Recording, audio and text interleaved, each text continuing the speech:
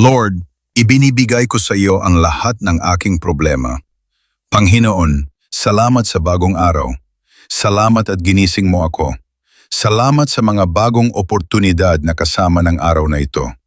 Alam kong bibigyan mo ako ng guidance sa araw na ito. Panginoon, nasa gitna na naman ako ng isang araw na mabigat. Isang problema nagpapagulo ng aking mga araw. So, magpapawala sa aking concentration sa aking mga gagawin. At inaamin ko, Lord, hindi ko na naman alam ang aking gagawin.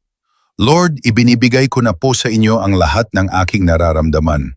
Ang lahat ng kabigatan ng araw ko ngayon. Isinusugo ko na po ang lahat sa inyo. Kayo na po ang bahalang pag-aanin ang aking araw ngayon, Lord. Alam ko, Lord, na kapag kasama ko kayo, magiging okay ang lahat. Magiging maayos ang lahat. Maraming beses mo na akong natulungan.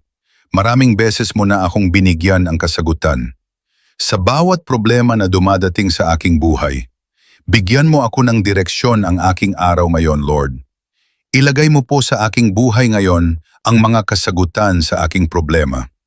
Ilagay mo po sa aking buhay ang mga tamang tao na magdadala sa akin sa tamang sitwasyon. Ibigay mo sa akin ang mga tamang oportunidad.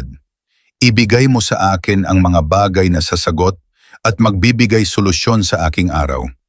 Lagyan mo ng mga tamang impluensya ang aking buhay. Palitan mo po ang mga malulungkot na mga araw na nagdaan. Palitan mo po ito ng mas magaan. Lagyan mo ng peace, kamayapaan, katahimikan ang aking puso at isipan na yon, Lord. Salamat. Salamat, Lord. Dahil alam ko hindi ako mabibigo sa aking mga hinihiling sa inyo, Lord. Alam kong sasagot ka sa aking mga kahilingan sa inyo, Lord. Tulad ng dati, alam kong magbabago na ang aking sitwasyon na yon. Sa iyo at sa iyo na lang ako magpo-focus at hindi na sa aking sarili, hindi na sa aking kakayahan, hindi na sa sarili kong mga ideas gusto kong kumunik sa inyo. Alam ko po, Lord, na ang buhay na kasama ka at buhay na tama at tahimik palagi. Ikaw na po ang bahala sa aking pamilya din, Panginoon. Gawin mo silang safe palagi. I-bless mo din sila. Ilagay mo sila sa tamang pamumuhay at gawin mo ding safe ang kanilang araw-araw.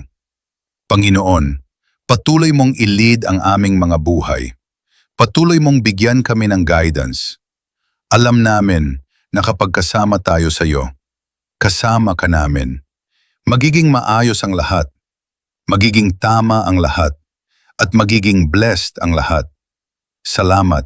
Salamat, Lord, dahil pwede ka naming asahan sa lahat ng pagkakataon, sa lahat ng mga pangyayari. Alam namin na patuloy mo kaming tutulungan at hindi pababayaan. In Jesus' name we pray. Amen. Sabi nga sa Proverbs 3:5-6, Trust in the Lord with all your heart and lean not on your own understanding. In all your ways acknowledge Him, and He shall direct your paths.